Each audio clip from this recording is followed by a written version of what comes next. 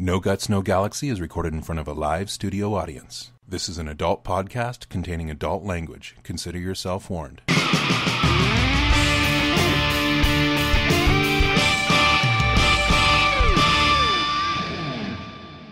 Hello again, mech fans. This is Duncan Fisher.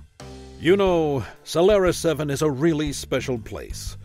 That's why I can't stand the thought of some other world trying to take our fans away with a product that just doesn't deliver the thrills and action only found here. Take this upstart world, Noisio, for instance. I recently saw a Holo commercial trying to entice gaming fans to venture to this never-before-heard-of planet to watch mech matches settled not with all the blasting fury of an autocannon, nor the blazing inferno of lasers and flamers, and not even with the whining shriek of an SRM missile salvo. No, these matches feature unarmed mechs playing soccer, games of agility, and synchronized jump jet dancing. I couldn't believe my eyes and ears. The leaders of this planet have really got a lot to learn about what people want to see for their entertainment. This isn't the sort of thing that people want to see out of battle mechs. Why, I even hear that a former colleague of mine, Brett Davrick, is an announcer for these so-called mech games. Well, I can tell you something about old Brett that I bet he left off of his resume when the people on Noisiel hired him.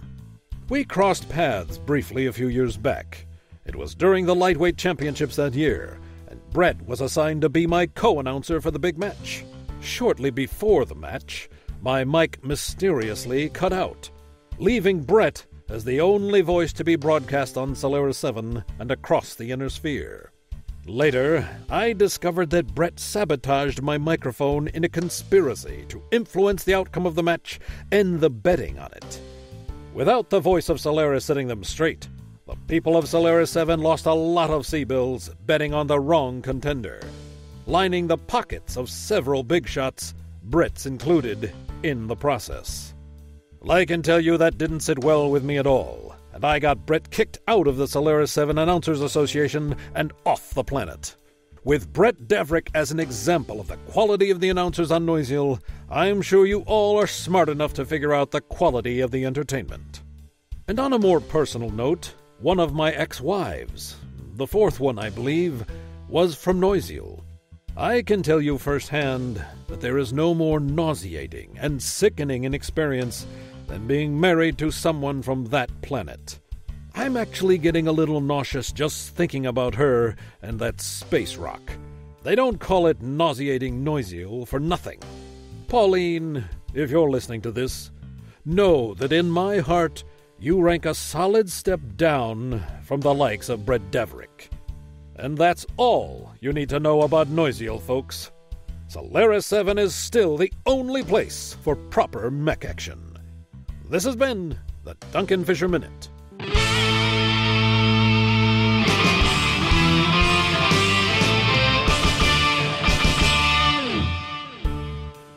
The Duncan Fisher Minute is written by David Martin, with additional material by George Ledoux.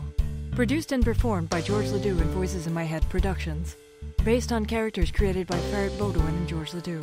Any similarity to persons living or dead is ridiculous. You probably thought it was normal, just a little off. The truth is at one time I was, but now I'm a robot. Hey everyone, Darren aka Bombadil here. Just wanted to again say thank you for all of your support. It is always appreciated and very much essential for our survival. As always, if you have the means, please head on over to our website at NoGutsNoGalaxy.net and make a simple donation, or even click through our Amazon link before you do your online shopping and get us a little kickback that way. And again, if you have any family, friends, or coworkers that you think might be interested in Battletech or MechWarrior, please help spread the word. And now for the conclusion of the three-part interview with Brian Ekman, Creative Director at Piranha Games. You're listening to the Gamecasting Broadcast Network.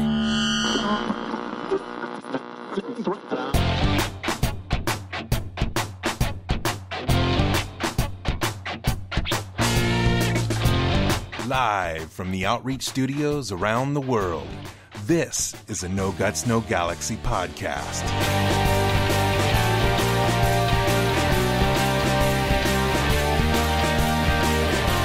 And now, your host, Phil, aka Sean Lang.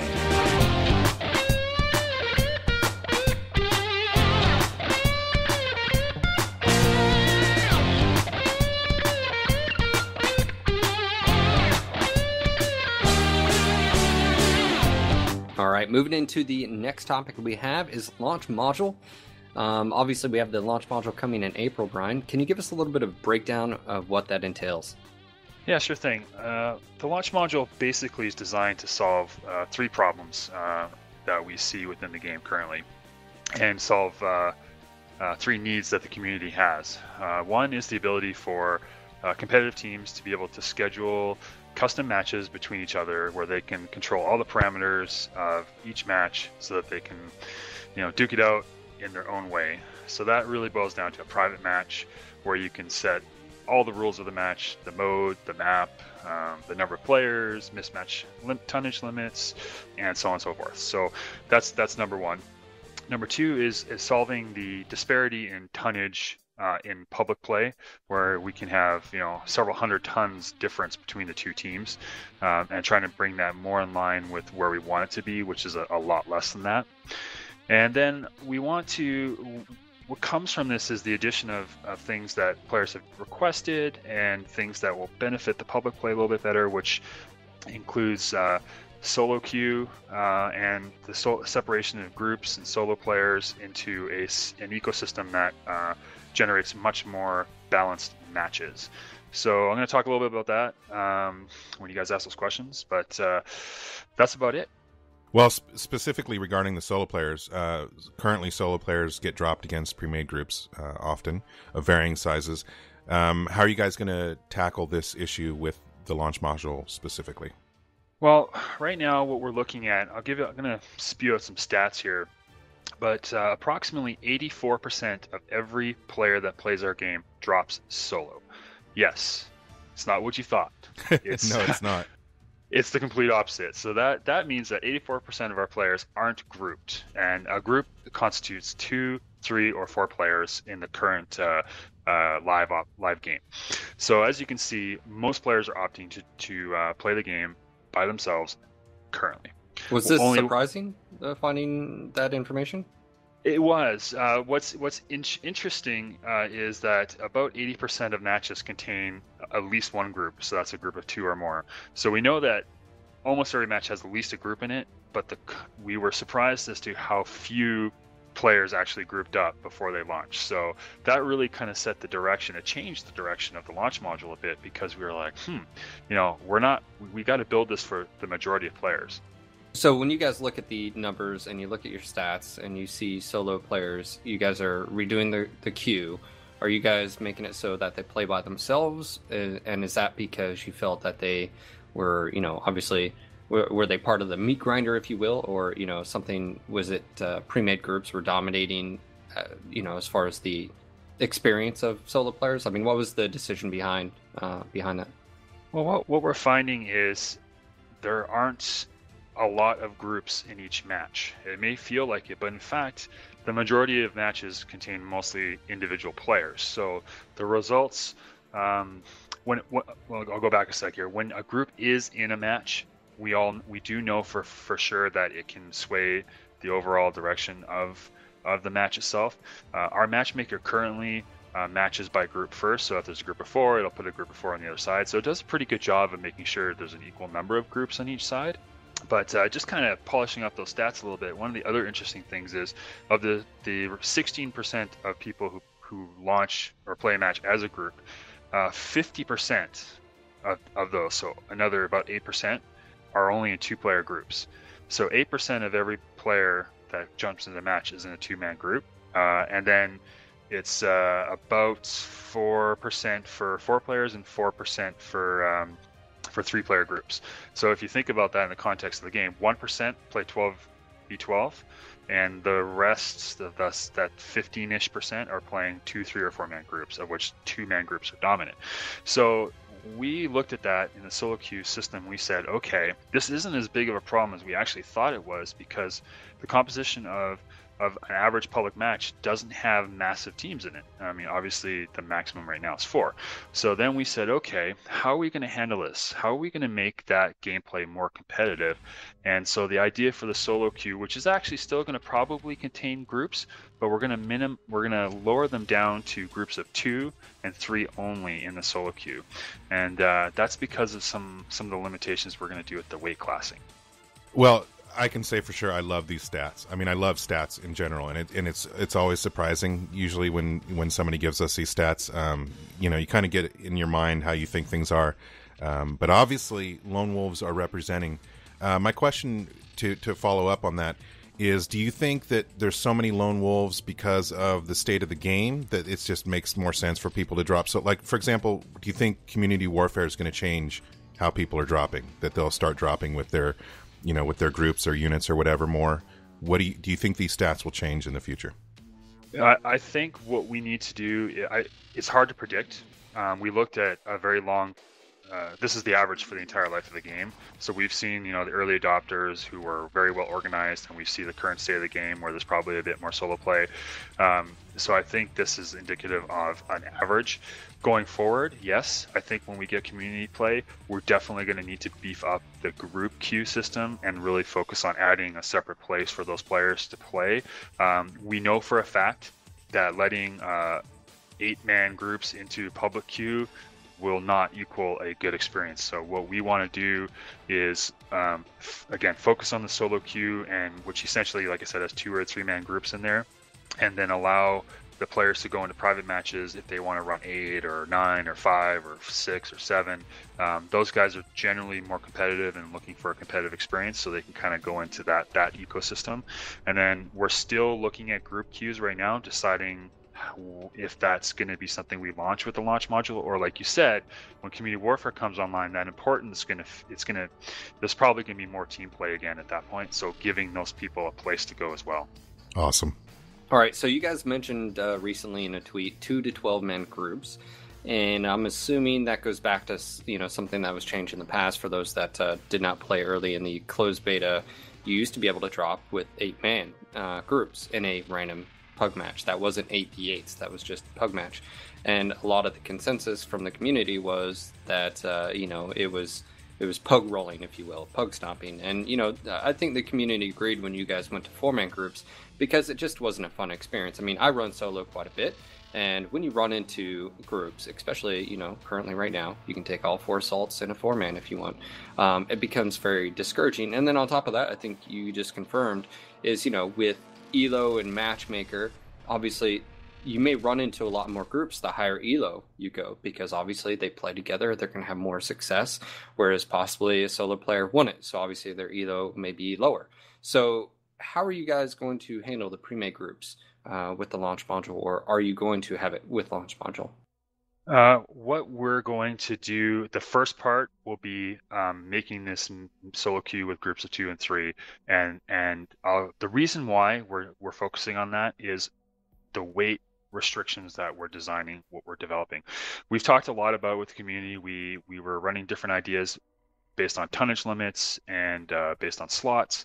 And after doing a lot of research and looking at the min-maxing and the metagame and how players tend to play, we settled in on this concept of, in a public match, which we want to, all public matches should essentially be as equal as possible, right? So in order to make them as equal as possible, we have to control the ecosystem of those matches much more strictly than, say, a private match where you just do whatever you want. You can have 1 versus 12 if that's really what you want to do, go for it. But in the public play, this is about average players, good players, new players. This ecosystem we want to control. We want to control the experience as best as possible, so that anybody coming into that ecosystem is going to have a great time playing MechWarrior. And right now, that's why we went to the 4-man groups, because we had 8 or we had 9 or 5 or any number of bigger groups in the public system. It was so unfair. It was a horrible experience, and it really left a bad taste in people's mouths. So what we ended up doing is going with this concept in public play. There's going to be 3 of each weight class. So 3 assaults, 3 heavies, 3 mediums, 3 lights. So now you can see, I can go in, Darren, Phil, myself, we can all group together. All 3 of us can take assaults, right? So we can still roll with any combination we want. And what's going to happen is the matchmaker is going to look at us and go, okay, you're 3 assaults. Okay, so I'm going to put you into a match, and I'm going to look for 3 assault players on the other side, and we're going to match you up, and then it's going to go through and match the rest of the weight classes. So what this is going to guarantee is that the tonnage variance is going to be much less overall, and it guarantees that the composition of the teams will be the same. So you're not going to have 6 assaults on one side. You're not going to have 4 lights, 5 lights on one side. So in theory, and we're still running the numbers and we're validating against the data, what it should do is it should keep the games fairly well balanced going in and really leave it up to the skill of the player at that point. So that's a pretty tough choice, because what you're saying is, for random public matches, you're going to limit the player choice as far as how many mechs it can take, i.e. you just said 3 people in a group. But you have to have rules, right? Because if you don't, currently, you can roll with 4, Highlander 733Cs, and then maybe another group does as well, and you get placed together. And obviously, you can see running into 8, 10 assaults is not fun. So you're dealing with that issue, but you're also reducing the overall group size to possibly just 3. But from what I just understood is you're saying, well, if you want a group with 4, 5, 6, 7, 8, all the way up to 12, that's what private matchmaking is going to be. And so we have to have these rules in place, because if we don't, we currently see the issues right now in the game. I mean, that's why you guys are adopting this. Is that correct? That's right. And we really, in the public, this is all about public play. Like, this is, if you just jump into a match and you just want to play 10 minutes, you want to play 2 hours, whatever, that experience, we want to control that experience and make it as fun as possible. And this is one of the ways we can do it. What it also does is it simplifies the experience for everybody. Because what you're saying is, when you're in Mech Lab and you load up your dropship, you're essentially going to say, I'm going to play a weight class. So I'm going to play assaults as an example, right? So you're going to be able to, in your dropship, take a drop down, you're going to select assault, and you're going to be able to load up your dropship with any number of assaults that you have space available for. And there's obviously a limitation on the number you can bring. We haven't decided what the final number is yet, but let's just say 4 for now. So you could bring 4 assaults of any type you want with you, and that you'll be able to select from those 4 assaults, depending on the map that ends up happening, and the mode, and the lobby system, and who you're playing against. So it just allows us, again, to control the experience and make sure that people are getting to, 1, play the mechs that they've worked their butts off to level up or purchased, and 2, make sure that when you jump in, that you have the best chance of success and the best chance of winning. So when you're looking at the launch module, what you were just describing is, obviously some type of lobbies, the lobby system where you're able to, vote and stuff like that between the players. What happens if they do take all 4 assaults in the dropship and they get stuck with like a heavy? Are they forced to use a trial mech? No, what we did, that was kind of one of our original designs, our original thought process, and we kept running into, it's Russ's term, a fight club mentality, which is, we just kept, with player choice comes, and we give the player too much choice, we're running into these technical issues and these challenges where people could stall matches out if they were choosing to be not so nice of a player or not a team player, and we really don't want that. And it also was getting complicated where that analogy you just described, now, hey, say your favorite mech is the Gridiron, and that's the only mech you own, and you just spent like $15-20 on it, whatever it costs, and you can't play it. It's like, sorry, you can't play that mech. Yeah, I think that would suck big time, right? And that was an edge case that we were running into with one of the designs, and we're like, okay, this is just not going to work. It's not acceptable. So what we had to do is pull back on player choice and focus on player role, and say, okay, you're coming into the match, into the lobby, which you'll continue to play every subsequent match in that lobby as a role, so that the class role. So if you're in the lobby and you've assigned yourself the assault role, you will always play assault mechs. You won't be forced to go and then downgrade to a light or a medium. You'd actually have to leave the lobby and go back and rematch make. So relaunch with a different dropship full of different weight class mechs. Okay, yeah, that definitely makes sense. So, us 3 are in a, let's just say we're in a lobby.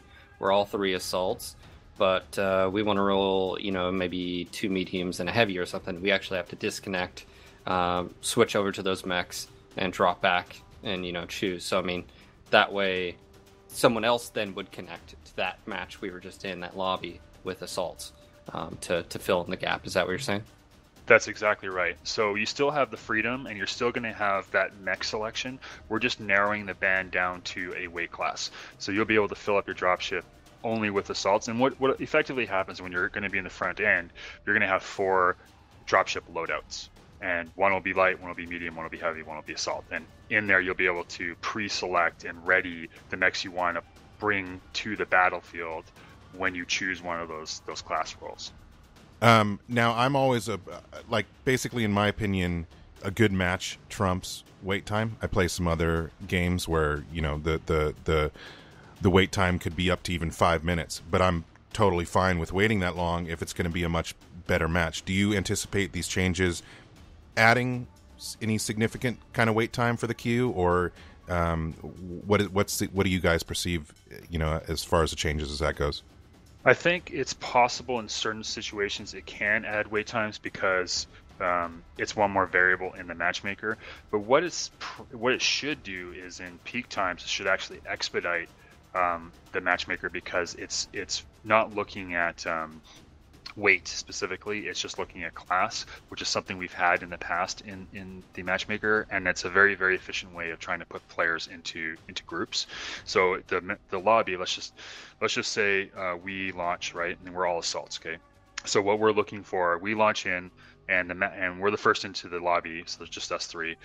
What the matchmaker is doing now at this point is it's going on saying, okay, I need 3 assaults. Go find me 3 assaults that have about the same group elo as this group of 3 already. Boom, put them in here. And then it's going to go and find the mediums, and then it's going to go find the heavies, and it's going to populate that lobby with skilled, similarly skilled elo players in the right class. So it definitely simplifies the matchmaker and makes it more about skill, because it's not having to try to find these incredibly perfect granular matches. I was going to say, you just mentioned elo and individual players. So again, if you're limiting to 3 people groups, it still allows someone to, for instance, those 3 assaults actually may be 3 individuals, but they're still in the assault class. So it just matches, groups and solos still together. And but it does that, which, by the way, I really do enjoy the idea of weight classes again. You guys did do it in the past. It was a one-on-one, and I think the community, for the most part, enjoyed it and liked it, at least all the feedback I've heard. So speaking of elo players, how is elo going to handle this? Because obviously we've talked to Tyler on the podcast, Jaeger12, and he actually asked Russ about that. He had some instances where he was failing to find matches. Is that going to be as much of an issue with this because you're doing weight? Are you going to lower the restrictions a little bit as far as the brackets as elo? How is that going to handle? Well, right now the only thing elo is calculated based on is wins. So you go up and down based on whether or not you win.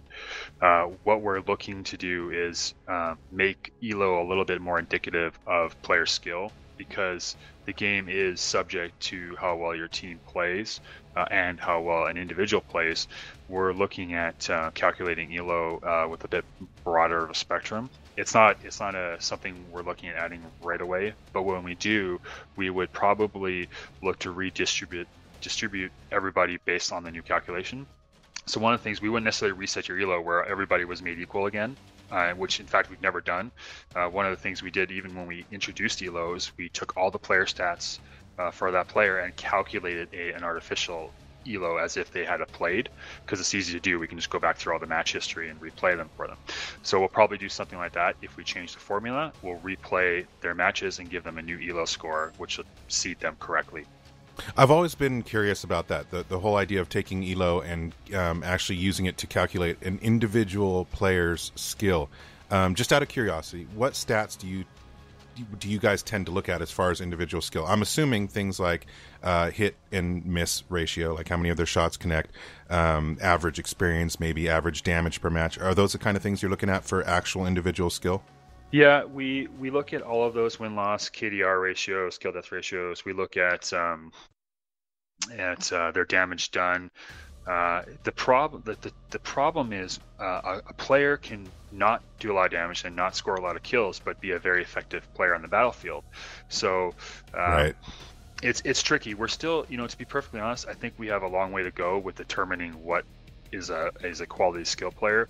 And I think there's a social element to it as well. Like there's a community element. Like this guy really played well as a team leader, as a team player. This was a great commander. He led us well. His strategies were sound. But those are intangibles. Those aren't something we can collect in metrics. Absolutely, so, yeah. I was gonna say, and then on top of that, you guys have mentioned elo and kill death ratio and win loss or win loss being the key factor. Again referencing Tyler Jaeger 12.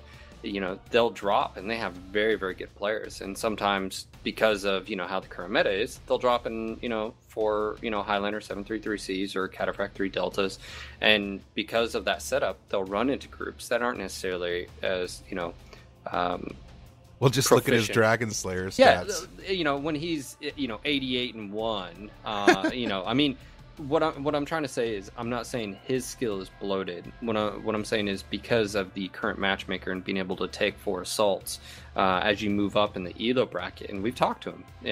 They take them because they have to. If they don't, they get rolled. And so it's one of those things where I'm really actually looking forward to this new matchmaker system, 3-man groups. Me too. Sounds awesome. I think they're gonna love it because it's weight class specific. That's what you were saying, the whole class slots, and then on top of that, I wouldn't have a problem with having elo reset, because honestly, let's just metaphorically say you guys reset it on that day that system goes live with the launch module with groups, 3-man groups and stuff like that. I think what it would do is it would bring everyone on playing terms, and then they would start obviously getting their numbers right off the bat. I mean, within the first day, you would start having data and analytics. People would be moving up, people would be moving down.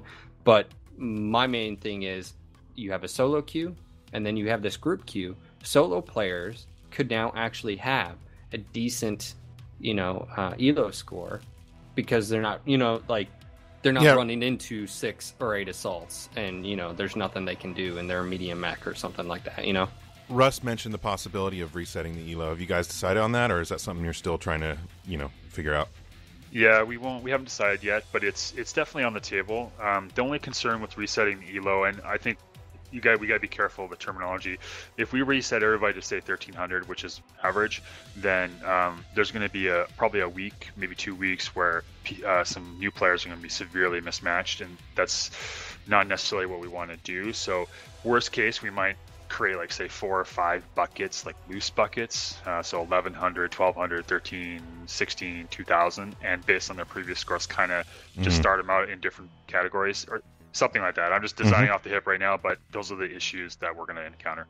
Now, as far as stats, we currently have our kill death, our accuracy ratings, and all that. With the launch module and this new system going in, are you guys changing any of that? I mean, I think a lot of people like to look back and say, oh, I have this many kills, and some people are even a little bit, jaded because they don't see their, closed beta skills, or as far as stats, like, I remember how many kills I had and stuff. What's going to happen with the stats?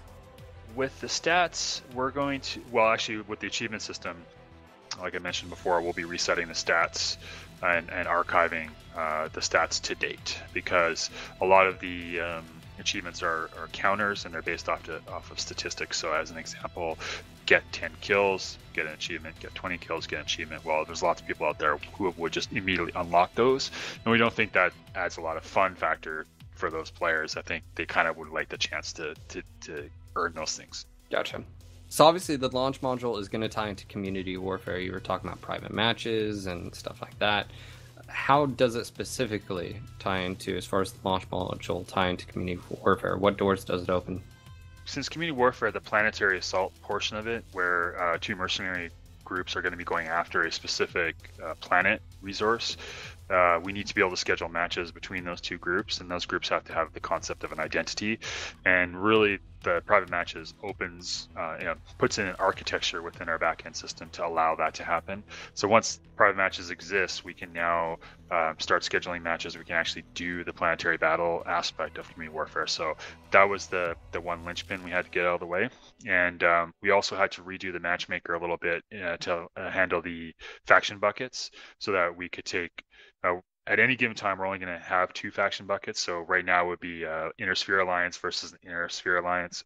When Clans comes out, it would be Clans versus Inner Sphere in the public faction play. So those 2 things are happening with the launch module and kind of set up the ability for us to do community warfare. All right, before you go, we just had a few extra little questions you can answer if you can, or if you can't, that's fine as well. But any hints on the next map? What are you guys working on? In the queue, we have a jungle map that's in production that we're massaging right now. We've started a base concept, like an attack defend base concept. We're playing around with it right now. Beyond that, I can't confirm when they're coming out because we've been focused on gameplay features and other aspects of the product. The art team has been focused on clan mix and that content. So the level team's just kind of testing out some different ideas while we get those other features out the door. I'm hoping the jungle map is it's really cool. It's really gorgeous. And we have to get some technical art challenges out of the way, just in terms of performance. Once we solve those, I think we'll get that bad boy out. Is one of the technicals collisions with trees, maybe? Yeah. No, I'm not talking collisions. It's I get asked that question a lot. We love collisions. We absolutely want to do it, but right now, to be perfectly honest, it's a choice between doing community warfare or collisions, and those are the decisions we have to make. Right? We have limited resources. I mean, our team is a good size, but it's not a massive team, and we can only do so much work per month. And what we're doing is we have commitments and promises made to the community around the launch module. That's our focus. We have obviously commitments around introducing the clans and clan technology. That's our focus, and community warfare and all the features that come with that. That's our focus right now. Once that's out and done and everybody's having a blast, then we can sit down with the community and go, here's all the things we've talked about. Mm-hmm. What's your priority? Because, we've up until community warfare is released, we have a very, very focused priority. After that, it'll be, hey guys, do you want Solaris? We can do Solaris. We got some great ideas for Solaris. Do you want collisions? Let's do collisions. At that point, we can open it up a little bit broader to the community. I definitely appreciate prioritizing community warfare. Can't wait. It sucks, but also, we want everything now. Damn it! Right now. So we did just get the new mech chassis introduced, the Firestarter.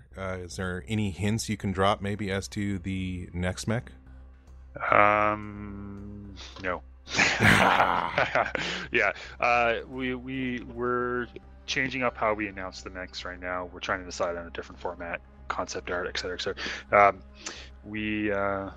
I've seen some pretty cool stuff. I've seen a Mauler being designed. Ooh. Talked about. Oh shit! So someone just dropped that on me. Nice Mauler. So I'm not saying when it's coming out, but it's confirmed tomorrow. It's out. That's what's going on. There's a concept being done by Alex right now. Awesome. We are working on right now.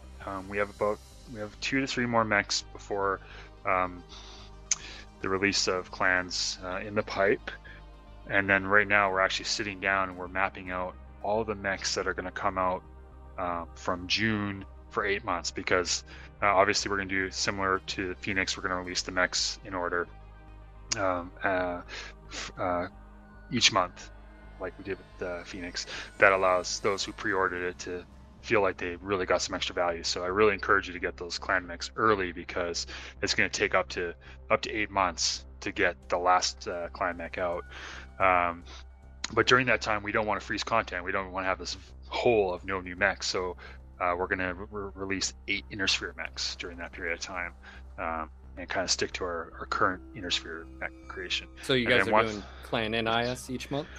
That's what we're going to do for those first 8 months. We're going to see how it goes after that, and if everybody's happy with it and players are happy with it and the community likes that cadence, then we'll keep going and we'll do 2 mechs a month. And if they don't like it, then we'll reassess it, and by liking, I mean people vote with their dollars, right? So that's if they buy it and they enjoy that much content and it keeps us in business, then we're absolutely going to do it.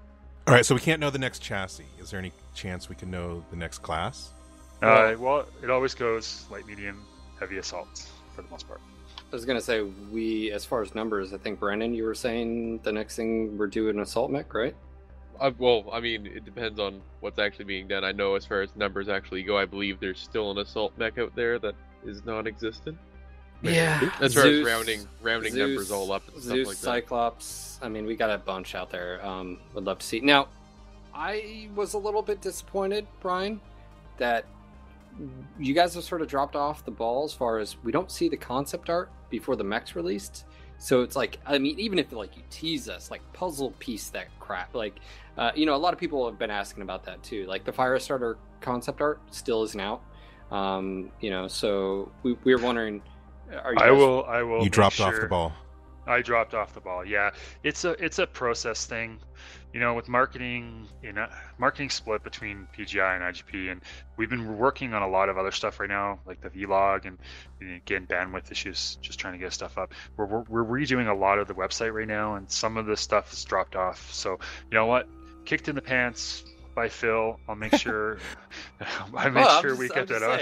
We'll continue to remind you. We'll help you remember. Don't worry. It's okay. Yeah, I'll make sure Mr. Fox gets that up as soon as possible. Okay, and I think Jason had a question. Jason, you want to? Yeah, I was just wondering if I could get a Red Smoke consumable for psychological warfare. Oh yeah, that's a consumable that is coming. Nice. Really? Awesome. Yeah, we have a whole bunch of those type of consumables coming out. So look for an announcement a little shortly here. It's actually done. We're just waiting for a release date. Yeah, fake already drops would bring me joy.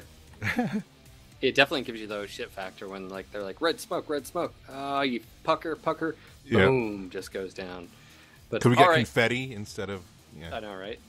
Brian, we know you got to go. It's way past your work hours. Again, appreciate you being here and taking the time. Almost a 2-hour podcast. I just want to say thank you. I'm sure we're going to do this again, and obviously moving towards the whole vlog and interviews. We really hope people enjoy that. It's been it's a unique perspective of seeing you guys in the environment you work at, and I think it helps people understand who you guys are. And then obviously you guys are able to communicate what's coming out. Like this podcast in the future, and they can relate a little bit more when they see your face and in your enthusiasm, and so awesome. We've been enjoying working with you on that, and of course I just want to say thank you to Darren, Brandon, and Jason for joining us as well. Thank you to our community, our listeners, new and old, and of course our amazing staff and our sponsors. This was your local No Guts, No Galaxy MechWarrior podcast. Signing off for tonight, this is Phil. This is Darren. This is Brandon, also known as Patrick Hell. And this is Jason, dropping Red Smoke. Yeah, shout out to the community. Thanks, guys, for sticking with us. The next 6 months is going to rock. I'm so excited. And that's Brian Ekman, Creative Director of Piranha Games. Until next time, Mech Warriors. It'd be best if you avoid me, but I know you probably can't. You sense something is wrong with me. You can feel it on my skin, but there is more within. Maybe I can be closer now, but I don't know how. Please help me remove my metal skin, my metal skin, my metal skin, and the wires within.